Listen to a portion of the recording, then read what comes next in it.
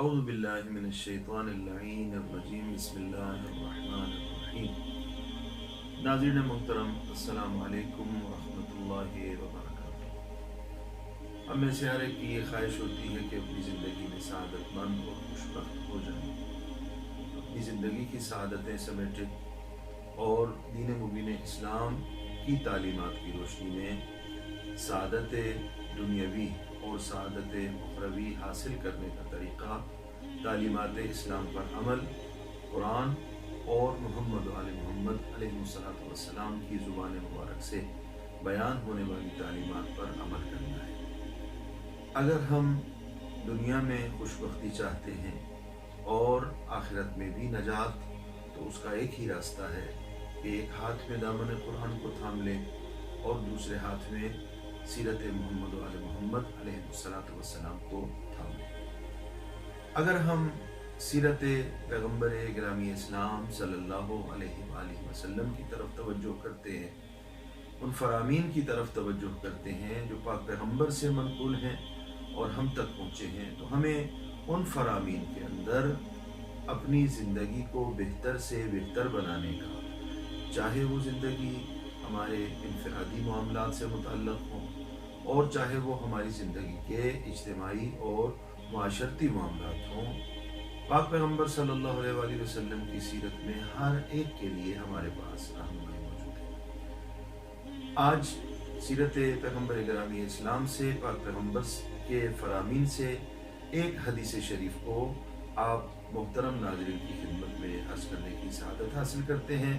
کہ جس میں پیغمبر خاتم صلی اللہ علیہ وآلہ وسلم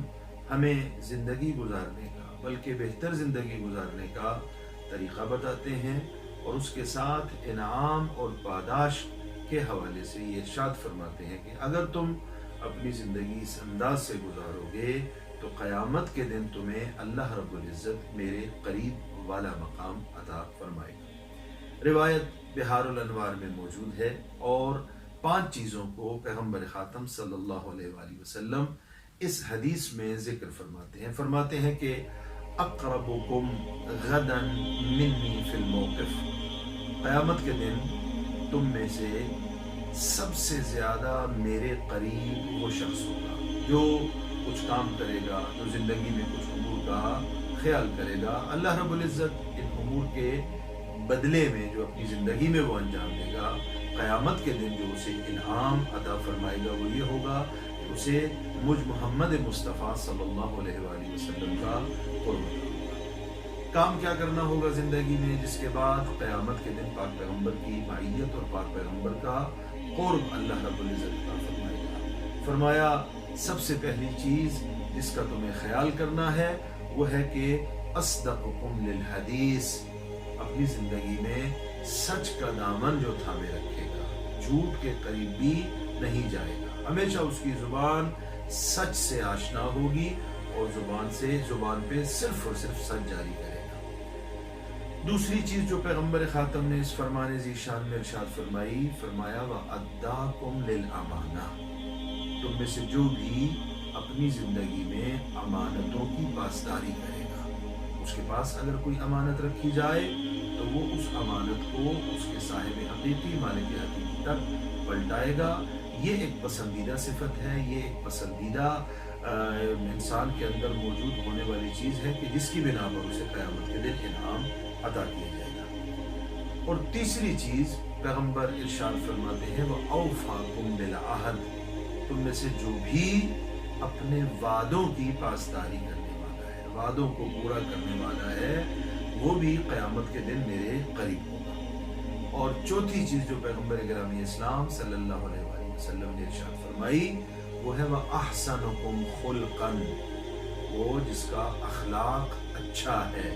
اچھے اخلاق والا، اپنے آپ کو اچھے اخلاق سے آراستہ کرنے والا،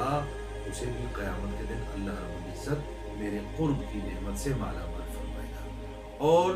5ویں چیز جو اس فرمان میں میرے اور آپ کے آقا و مولا سرکار پیغمبر خاتم صلی اللہ علیہ وآلہ وسلم ارشاد فرماتے ہیں وہ یہ ہے کہ وَأَقْرَبُكُم مِّنَ النَّاسِ، جو لوگوں کے قریب ہے، جو لوگوں کے ساتھ زندگی گزارتا ہے، لوگوں کی خوشی اور غمی میں ان کے ساتھ ہے، اٹھتا ہے ہے، بیٹھتا ہے، ان کے مسائل کو سنتا ہے، اور اگر ان کی پریشانی کو دور کر سکتا ہے تو ان کی پریشانی کو دور کرتا ہے۔ یہ وہ 5 چیزیں ہیں کہ جس میں آ جائیں گی، اللہ رب العزت قیامت کے دن اسے یہ مقام عطا فرمائے گا کہ اسے میرے قرب کی نعمت سے مالا مال فرمائے گا۔ خداوند متعال سے دعا کرتے ہیں ہمیں محمد وآل محمد علیہ السلام کی سیرت کو پڑھنے، سمجھنے